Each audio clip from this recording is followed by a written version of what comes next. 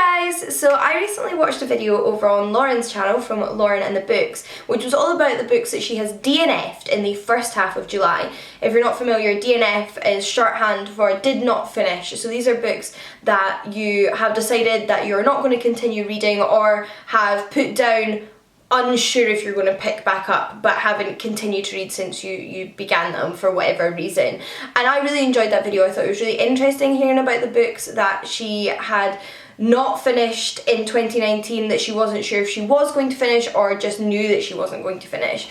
And I thought I would like to do something similar because I don't always remember to talk about the books that I DNF and put down throughout the year, and this is an opportunity to do that. I don't think any of the books that I'm going to mention in this video though are books I absolutely hated. None of these are books I picked up and thought, this is the worst book I have ever read, it's so offensive, I hate everything about it, so I'm not going to finish it. But for one reason or another, I haven't felt compelled to either finish them or have just decided it's not a book for me and I'm not going to continue reading it. So I'm going to talk to you about those books and why I felt the way I did. It would be interesting to hear from you if you've read them, if you finished them, if you've been thinking about reading them, and if you DNF books for similar reasons. So I'll start with the only book that I still have a physical copy of, and that is Conversations with Allende by Regis Debray, Socialism in Chile. This is a non-fiction book that originally came out in the 70s, I believe, in the 70s, not long after Allende was elected to government in Chile. Now, during Allende's term, he experienced a military coup and died in the process of his home office. Was it his? I don't know if it was his home or just the sort of like government building was being bombed, and it was a really intense, tragic period of history. And Allende is somebody that I find really interesting. I watched a few documentaries about Chile last year. It got me really interested in learning a little bit more, and I thought this would be fun since it is an actual interview with Allende himself by this journalist. However, I realised when I was reading this, I got to about page 70 something, and I think there's about 140 pages, that it's too dense for somebody like me who doesn't already know much about Chile and Allende. Now, I've watched a few documentaries, I've got a basic understanding of what's going on, but this book came out in the 70s. It is aimed at people who are alive in the 70s that are aware of what's going on, and it feels very much of its time. It feels like it expects you to know a lot about Chile's past, about Chile's present in the 70s, and I don't have that much information, and it's not written as here's an accessible introduction to the history of Allende and socialism in Chile. So I found as I was reading it, although I was picking up little tidbits, a lot of it was going over my head, and I didn't find it the most accessible introduction to this topic. So I do plan on keeping this on my bookshelves because I'm hoping once I've read a little bit more or learned a little bit more about Chile in the coming years, I will want to pick it back up and, read an interview with Allende himself, because that is what sold this book to me, the fact that it is actual interviews with Allende. But I don't think I'll be picking it back up anytime soon because I really just don't feel like it is for somebody like me who is very much a beginner on this period of history. Next up is a book that I was listening to on audiobook on Scribd, and that is Court of Thorns and Roses, which is the first in a young adult fantasy series by Sarah J Maas. So this book is a retelling of the Beauty and the Beast fairy tale. And this year, particularly in the first few months of this year, I read numerous Beauty and the Beast retellings. I read, I think, 4, 3 of which I read in very close succession to one another, and then started this one because for some reason I just found myself really enjoying these retellings. However, I think because I've read quite a few of them now, I'm very attuned to what I want in a Beauty and the Beast retelling, and unfortunately this one was not clicking with me as much as the other ones had done. This one is very much steeped in fae folklore, and instead of going to like a magical castle in the traditional Beauty and the Beast fairy tale, our Belle or Beauty character goes to the fae realm. The beast that has taken her is actually a fairy. And from the offset there was just a few things that weren't clicking with me, and it wasn't the writing style. I actually thought the writing was, great, perfectly good, but I wasn't that sold on the setup of the story. Like, I wasn't that convinced by the characters' actions, although I might have later disregarded that if I'd continued further into this book. And I also have discovered and learned about myself that one of the things I don't like in Beauty and the Beast retellings, and one of the things I do like in Beauty and the Beast retellings, is the negative or positive relationship between the sisters and Beauty. So I found in all of the Beauty and the Beast retellings that I have enjoyed, the Beauty character has had a really positive relationship with her sisters or a sister.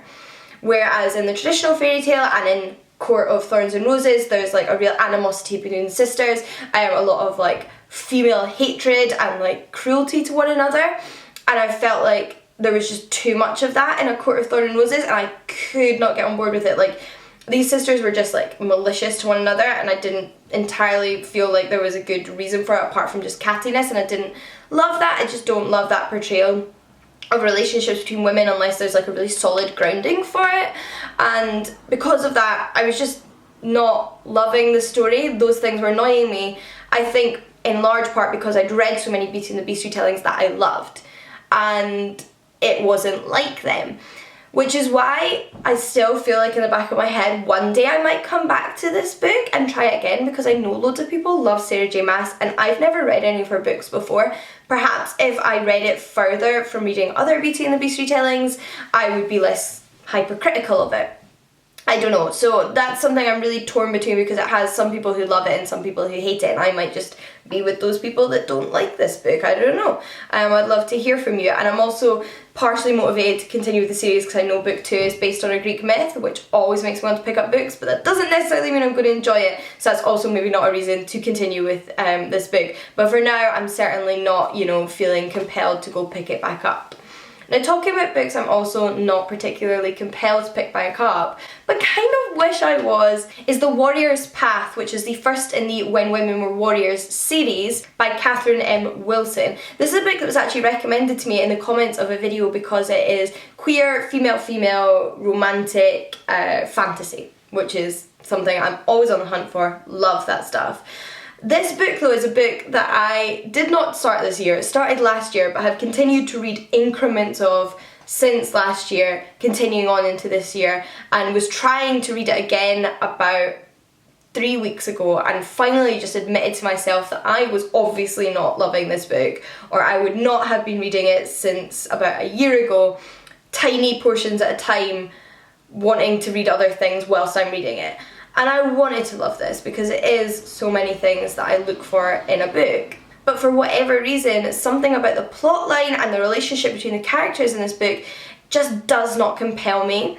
Now, it's a very slow book, which I don't think is necessarily a bad thing. There are so many books I love that are slow and meandering, and they're just done in a way that I enjoy. However, for me, this book was just slow in a engaging way. Like, it was just slow to capture my imagination, it was slow to engage me, it was just not doing the things I want a book to do. I wasn't falling in love with the relationship between the two female characters. Perhaps it was just taking too long to really come to fruition. And I did get quite a large chunk through this book because I constantly returned to it hoping that I would prefer it the next time I picked it up, but I just wasn't loving it. It was just a super average read for me. I would be interested to hear though if you have continued with the series and what you thought of them, because the concept so appeals to me, but I know that's not going to necessarily mean I love it, and I just wasn't enjoying it. It was, like I said, slow but not in a great way. The character relationships I wasn't falling in love with. I think it was trying to establish a mystery for one of the main female characters, but it wasn't doing it in a compelling way. And when it's just hard to pinpoint exactly what it is about a book that's not working, but whatever it was, if it was just the pacing or the characters, I just wasn't enjoying it, and I think I'm just gonna have to let it go. And then lastly is a book that I 100% know I'm not going to pick back up, although I've been a little bit cautious to say for definite I'm never going to pick these last 3 books up again. This one I'm never going to pick up. I got rid of my copy, and that is The Crow Garden by Alison Littlewood. This is a historical novel set in the late early 1900s, one or the other.